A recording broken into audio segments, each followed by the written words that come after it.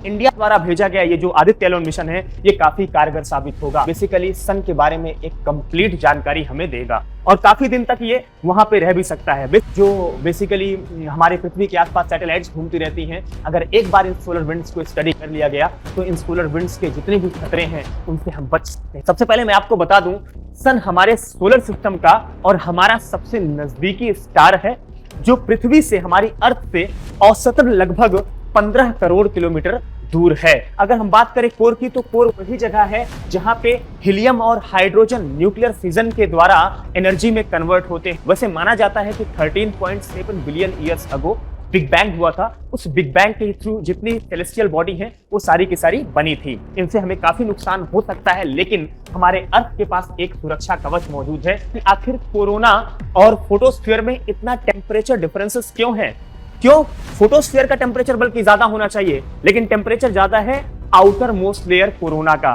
तो ये एक बहुत बड़ा रहस्य है कि भाई लैग्रेंज पॉइंट सबको पता है, Lagrange point 1, Lagrange point 2, Lagrange point 3, 4, 5, लेकिन ये क्या होते हैं लैग्रेंज पॉइंट? एक बात मैं आपको बता देना चाहता हूं कि इंडिया के अलावा और भी बहुत सारी कंट्री है, जैसे कि अमेरिका, जापान, यूरोप, इन सब ने अपने अपने अलग अलग स्पेस प्रोग्राम भेजे। जैसे हेलो एवरीवन, चहल एकेडमी की इनडेप्थ करंट अफेयर सीरीज में आपका स्वागत है।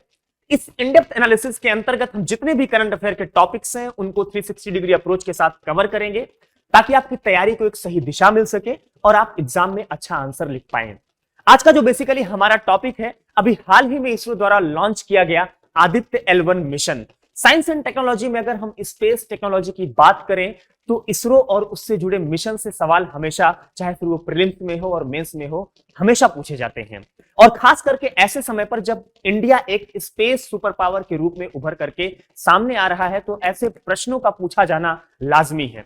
चंद्रयान 3 की एक एक्साइटेड और सक्सेसफुल लैंडिंग के बाद इसरो ने सन को स्टडी करने के लिए अभी हाल ही में आदित्य L1 मिशन को लॉन्च किया। ये मिशन बेसिकली 2 सितंबर को श्रीहरिकोटा आइलैंड से PSLV C-57 नाम के रॉकेट से लॉन्च किया गया था। इस वीडियो के अंतर्गत आज हम जानेंगे कि आखिर ये मिशन है क्या, इस मिशन को भेजने का पर्पस क्या है, इस मिशन को भेजने का ऑब्जेक्टिव क्या है और हमें क्यों नीड है सन को स्टडी करने की। इसके अलावा हम ये बताया जा रहा है कि जो बेसिकली सैटेलाइट है इसे लैग्रेंज पॉइंट में प्लेस किया जाएगा। तो आखिर क्या है लैग्रेंज पॉइंट, और स्पेशली ये भी कहा जा रहा है इसे लैग्रेंज पॉइंट 1 में प्लेस किया जाएगा। तो आखिर इसे लैग्रेंज पॉइंट 1 में ही क्यों प्लेस किया जाएगा, इन सारी बातों को आज हम डिटेल में एनालिसिस करेंगे, अच्छे से एक्सप्लेन करेंगे, ताकि आपको सारी चीजें कंप्लीटली अच्छे से पता चल जाएं। अगर हम बात करें इसके बेसिकली कि क्या है ये मिशन, तो जैसा ही इसके नाम से क्लियर है, आदित्य सन को संस्कृत में कहा जाता है और ये मिशन कंप्लीटली सन को डेडिकेटेड है। यानी कि ये मिशन सन की स्टडी करेगा, सन की कंप्लीट स्टडी करेगा। दूसरा, हम अगर बात करें कि इसके ऑब्जेक्टिव क्या है, क्यों इसे भेजा गया, इसका पर्पस क्या है, ये सारी चीजें जानने से पहले हम थोड़ा सा जानेंगे कि सन के बारे में, कि आखिर सन क्या है बेसिकली। सबसे पहले मैं आपको बता दूं, सन हमारे सोलर सिस्टम का और हमारा सबसे नजदीकी स्टार है जो पृथ्वी से, हमारी अर्थ से औसतन लगभग 15 करोड़ किलोमीटर दूर है। अगर हम बात करें इसके स्ट्रक्चर की, तो सन बेसिकली 2 स्ट्रक्चर में डिवाइड है, इनर स्ट्रक्चर और आउटर स्ट्रक्चर। अगर हम इसके इनर स्ट्रक्चर की बात करें तो इनर स्ट्रक्चर को कोर कहते हैं और कोर का टेम्परेचर लगभग 15 मिलियन डिग्री सेल्सियस होता है। ये बेसिकली अगर हम बात करें कोर की, तो कोर वही जगह है जहां पे हीलियम और हाइड्रोजन न्यूक्लियर फिजन के द्वारा एनर्जी में कन्वर्ट होते हैं और ये एनर्जी बाद में सनलाइट में कन्वर्ट होती है, जो हमें पृथ्वी पर, अर्थ पर भी हमें महसूस होती है। दूसरे, अगर हम इसके लेयर की बात करें तो दूसरे लेयर का नाम है रेडिएटिव जोन। ये रेडिएटिव जोन जो है मैक्सिमम एरिया को कवर किए हुए है। अगर इसके तीसरे इनर स्ट्रक्चर की बात करें तो तीसरे इनर स्ट्रक्चर का नाम है कन्वेक्टिव जोन। उसके अलावा अगर हम इसके आउटर स्ट्रक्चर की बात करें तो सबसे पहला आउटर स्ट्रक्चर आता है इसका फोटोस्फीयर। ये फोटोस्फीयर बेसिकली सन का सरफेस माना जाता है और यहाँ सरफेस क्या, बेसिकली यहाँ पे जितनी भी चीजें हैं वो प्लाज्मा कंडीशन में है, यानी कि ना ही कंप्लीट लिक्विड है ना ही कंप्लीट सॉलिड है। और यहाँ का एक एवरेज टेम्परेचर लगभग 14,000 डिग्री फ़ारेनहाइट माना जाता है। इसके बाद एक दूसरी जो आउटर लेयर है उसको कहते हैं क्रोमोस्फीयर। उसके बाद तीसरी और सबसे आउटर मोस्ट लेयर जिसे हम कोरोना कहते हैं। अगर हम बात करें टेम्परेचर की तो फोटोस्फेयर इसका टेम्परेचर 14,000 डिग्री फ़ारेनहाइट है, लेकिन जैसे जैसे हम क्रोमोस्फेयर में पहुंचते हैं टेम्परेचर अचानक से इंक्रीज करना शुरू होता है। यानी कि कोर में सबसे ज्यादा टेम्परेचर था और जैसे हम इसके सरफेस पर आए यानी कि फोटोस्फेयर पे यहां पर आए, यहां पर टेम्परेचर जो है ड्रॉप हो गया, कम हो गया, लेकिन ग्रेजुअली फिर धीरे धीरे टेम्परेचर अचानक से इंक्रीज कर गया और कोरोना जो इसकी सबसे आउटर मोस्ट लेयर होती है, आप देख सकते हैं इसे, जो कि मिलियंस ऑफ माइल्स में फैली हुई है, इसका जो बेसिकली टेम्परेचर है ये लगभग 2 मिलियन डिग्री सेल्सियस है, जो कि काफी ज्यादा माना जाता है। और आखिर ऐसा क्यों है, क्या है इसका रहस्य, ये एक मिस्ट्री बना हुआ है। शायद इन्हीं सारी चीजों से पर्दा उठाने के लिए ऐसे मिशन बेसिकली लॉन्च किए गए हैं। दूसरा, अगर हम यहां पे देखें तो एक सबसे इंपॉर्टेंट चीज आती है कि भाई ये मिशन क्यों भेजा गया, इस मिशन का बेसिकली ऑब्जेक्टिव क्या है।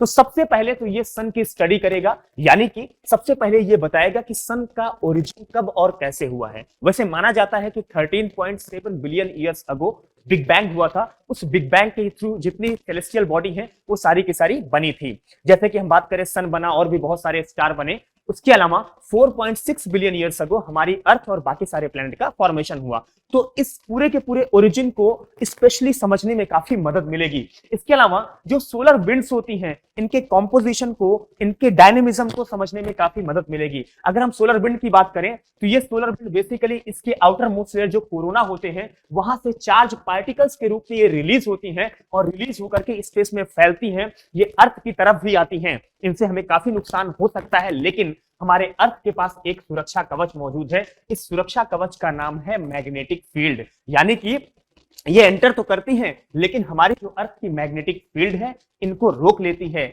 इनसे हमें बचा लेती है। जैसे कि अगर हम बात करें, अगर आप नॉर्थ पोल और साउथ पोल पे जाएं तो वहां पे काफी क्लियर क्लाउड्स होते हैं। वहां पे ये जो बेसिकली सोलर विंड्स हैं हमारे एटमॉस्फेयर से रिएक्ट करती हैं, टकराती हैं और कुछ लाइटनिंग देखने को मिलती है। वहां पे कुछ ऐसी लाइट्स देखने को मिलती हैं। नॉर्वे, स्वीडन, फिनलैंड, इन जगहों पर आपको ऐसे लाइट्स देखने को मिले क्योंकि वहां पे क्लाउड, यहाँ पे एटमॉस्फेयर जो है काफी क्लियर है, वहां पे आसमान काफी साफ है। अगर ये जो बेसिकली लाइटनिंग है, ये लाइटनिंग अगर नॉर्थ पोल में होती है, बेसिकली इन लाइट्स को हम ऑरोरा बोलते हैं, इस फेनोमेना को हम ऑरोरा बोलते हैं।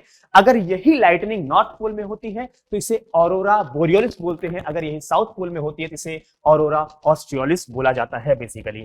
ठीक है, तो ये हमारा बेसिकली एक ऑब्जेक्टिव है। दूसरा, इसके अलावा ये स्टडी करेगा जो मैंने आपको बताया कि आखिर कोरोना और फोटोस्फीयर में इतना टेम्परेचर डिफरेंसेस क्यों है।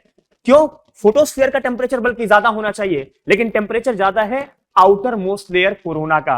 बेसिकली इसकी स्टडी करेगा। उसके अलावा सन की मैग्नेटिक फील्ड की स्टडी करेगा। साथ ही साथ सन से निकलने वाले जितने भी रेडिएशन हैं, जैसे कि एक्सरे रेडिएशन, अल्ट्रावायलेट रेडिएशन, इन सब की ये कंप्लीट स्टडी करेगा।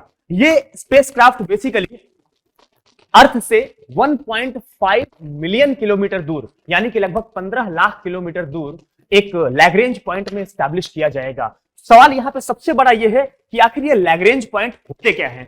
तो ये एक बहुत बड़ा रहस्य है कि भाई लैग्रेंज पॉइंट सबको पता है, Lagrange point 1, Lagrange point 2, Lagrange point 3, 4, 5, लेकिन ये क्या होते हैं लैग्रेंज पॉइंट। तो मैं सबसे पहले आपको बता दूं कि according to NASA, Lagrange points are the positions where the gravitational pull of two large masses precisely equals the centripetal force required for a small object to move with them. अगर आसान भाषा में समझे, बहुत ही सिंपल लैंग्वेज में समझे, तो Lagrange point basically दो सेलेस्टियल बॉडी के बीच में वो जगह होती है जहां पर दोनों के ग्रेविटेशनल फोर्स, जहां पर दोनों के ग्रेविटेशनल पुल काम नहीं करते हैं। यानी कि ये वो बेसिकली वो जगह हैं जहां पर ना ही सन की और ना ही अर्थ की ग्रेविटेशनल पुल काम करेगी।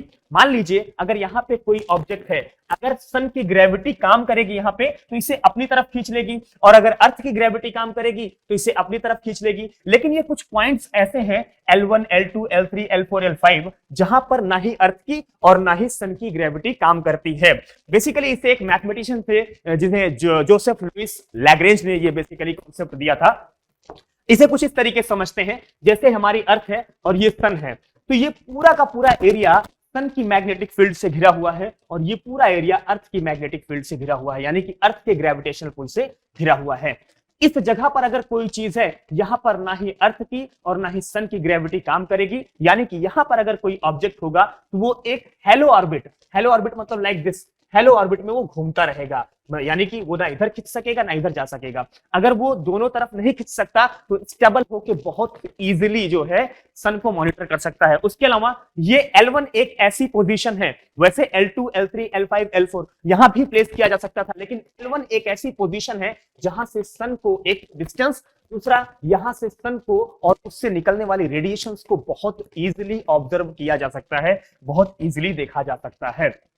इसके अलावा हम बात करें कि ये मिशन सबसे ज्यादा खास क्यों बताया जा रहा है, तो जो पेलोड्स हैं इसके, ये पेलोड्स जो हैं वो सबसे ज्यादा चर्चा का विषय बना हुआ है कि आखिर इस सैटेलाइट के द्वारा भेजे जा रहे हैं जितने भी पेलोड्स हैं, टोटल इसमें 7 पेलोड्स बनाए गए हैं। तो आखिर पेलोड्स क्या होते हैं? तो payloads are the scientific instrument carried by a satellite. एक सैटेलाइट जब कोई साइंटिफिक इंस्ट्रूमेंट जैसे कि कैमरा, सेंसर या कोई अदर प्रैक्टिकल चीजें लेकर के जाती है ऑब्जर्व करने के लिए, टेस्ट करने के लिए, परीक्षण करने के लिए, तो उसे पेलोड बोला जाता है। जैसे कि आप इस इमेज में देख सकते हैं, अलग अलग चीजें, अलग अलग पेलोड अलग अलग इंस्ट्रूमेंट को लेकर के जाएंगे। ऐसे 7 पेलोड लेकर के आदित्य L1 जा रहा है। उनमें से सबसे पहला जो बेसिकली पेलोड बताया गया है, इसे कहते हैं विजिबल एमिशन लाइन कोरोनोग्राफ, जिसे शॉर्ट फॉर्म में वेल्क भी बोला जाता है।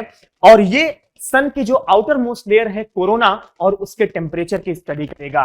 दूसरा है सोलर अल्ट्रावायलेट इमेजिंग टेलीस्कोप, जिसे सूट भी बोलते हैं। ये जो बेसिकली सन के 2 आउटर लेयर हैं, जिसे क्रोमोस्फियर और फोटोस्फियर बोलते हैं, उनकी इमेज लेगा और उन्हें बेसिकली ऑब्जर्व करेगा। अगर हम बात करें तीसरे और चौथे की, जिसे कहते हैं solar low energy x ray spectrometer, जिसे सोलेक्स भी बोलते हैं, और चौथा है high energy L1 orbiting x ray spectrometer, जिसे हेलियोस भी बोलते हैं।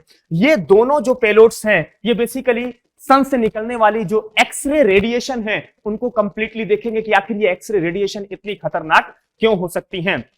इसके अलावा अगर हम बात करें 5वें पेलोड की, जिसे कहते हैं Aditya solar wind particles experiment, जिसे एस्पेक्स भी बोला गया है, और plasma analyser package for Aditya, जिसे पापा भी बोलते हैं। ये दोनों ही सोलर विंड जो अभी हमने आपसे चर्चा करी, सोलर विंड को स्टडी करेंगे। क्यों स्टडी करेंगे? इसके पीछे का रीजन ये है कि जब सोलर विंड्स निकलती हैं तो हमारे अर्थ के चारों तरफ घूम रहे ऑर्बिट्स में जो सैटेलाइट्स हैं उनको आगे चल के फ्यूचर में काफी नुकसान ये पहुंचा सकती हैं। तो अगर इसकी स्टडी कंप्लीट हो जाएगी तो हम अपनी सैटेलाइट्स को कहीं और प्लेस कर सकते हैं, यानी कि इन सोलर विंड से अपनी सैटेलाइट्स को तबाह होने से हम बचा सकते हैं। इसके अलावा जो 7वां और सबसे आखिरी पेलोड है उसका नाम है मैग्नेटोमीटर। ये बेसिकली सन की मैग्नेटिक फील्ड को स्टडी करेगा। एक बात मैं आपको बता देना चाहता हूं कि इंडिया के अलावा और भी बहुत सारी कंट्री हैं, जैसे कि अमेरिका, जापान, यूरोप, इन सब ने अपने अपने अलग अलग स्पेस प्रोग्राम भेजे। जैसे कि हेलियो देख सकते हैं आप, पायोनियर है, यहाँ पे पार्कर सोलर प्रोब है, यहाँ पे कस्प है, सोलर ऑर्बिटर है, और यहाँ पे हिनोड है। बेसिकली ऐसे बहुत सारे मिशन भेजे गए हैं, लेकिन इंडिया द्वारा भेजा गया ये जो आदित्य L1 मिशन है ये काफी कारगर साबित होगा, क्योंकि हम अब जितने भी चीजें हैं, जितने भी ऑब्जर्वेटरी सिस्टम हैं, उन सब से लैस है ये आदित्य L1 मिशन। ये बेसिकली सन के बारे में एक कंप्लीट जानकारी हमें देगा और काफी दिन तक ये वहां पे रह भी सकता है। बेसिकली अगर हम बात करें इसके बेनिफिट्स क्या हैं, तो दोस्तों मैं आपको बताऊं, सबसे पहले तो ये बहुत ज्यादा इजी होगा सन को समझने में, और जिसकी वजह से वेदर पैटर्न पूरे स्पेस में चेंज होता है ये भी हमें समझने का मौका मिलेगा। दूसरा, मैंने जो आपसे बताया कि सैटेलाइट्स जो बेसिकली हमारे पृथ्वी के आसपास सैटेलाइट्स घूमती रहती हैं, अगर एक बार इन सोलर विंड्स को स्टडी कर लिया गया तो इन सोलर विंड्स के जितने भी खतरे हैं